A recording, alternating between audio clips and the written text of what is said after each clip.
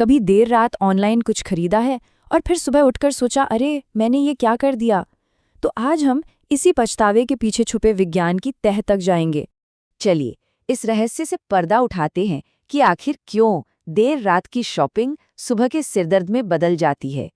और एक बात साफ है, इसका हमारी इच्छा शक्ति या विल पावर से कोई लेना देना नहीं है। मामला इच्छा शक्ति का है ही नहीं, ये तो हमारे शरीर और दिमाग के अंदर होने वाली घटनाओं की एक पूरी चेन है जो हर बार लगभग एक ही तरह से काम करती है।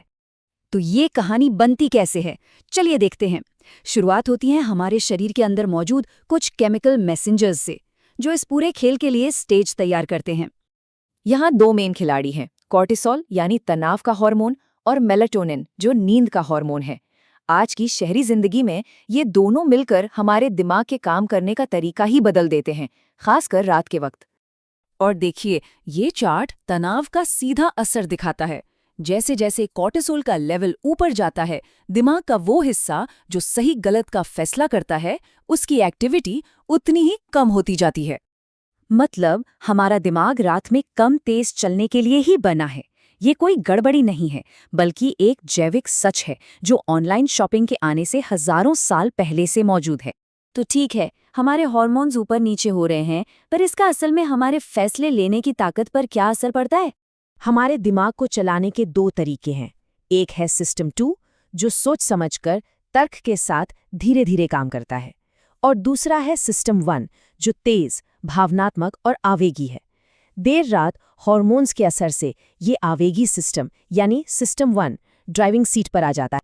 तो देखिए, ये कोई एक गलती नहीं है, ये तो एक के बाद एक होने वाली घटनाओं का सिलसिला है।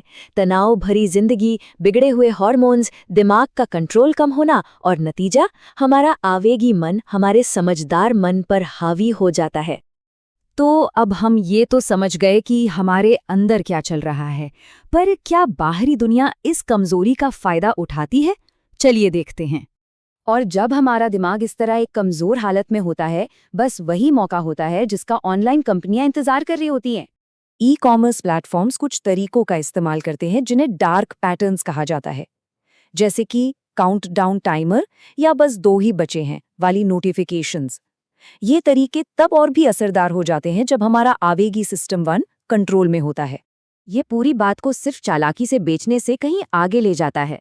ये एक गंभीर नैतिक सवाल खड़ा करता है, क्या कंपनियां जानबूझकर हमारी इन जैविक कमजोरियों का फायदा उठाने के लिए अपने सिस्टम डिजाइन कर रही हैं? तो इस सब का मतलब क्या है? उपभोक्ता संरक्षण और ऑनलाइन कॉमर्स के भविष्य के लिए इसके क्या मायने हैं? देखिए, आंकड़े खुद ये कहानी बताते हैं। देर रात को लोग खरीदते ज्यादा हैं, लेकिन अगले दिन सामान वापस भी ज्यादा करते हैं। मतलब बिक्री तो बढ़ती है, पर साथ में पछतावा भी बढ़ता है। ये एक बहुत बड़ा बदलाव है। अब जिम्मेदारी सिर्फ खरीदने वाले की नहीं है।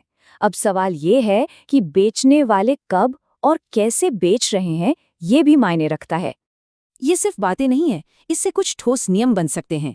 सोचिए, शायद भविष्य में वेबसाइट्स को रात में आसान बनाना पड़े, या उन डराने वाले काउंटडाउन टाइमर्स पर रोक लग जाए, ठीक वैसे ही जैसे शराब की बिक्री पर समय की पाबंदी होती है।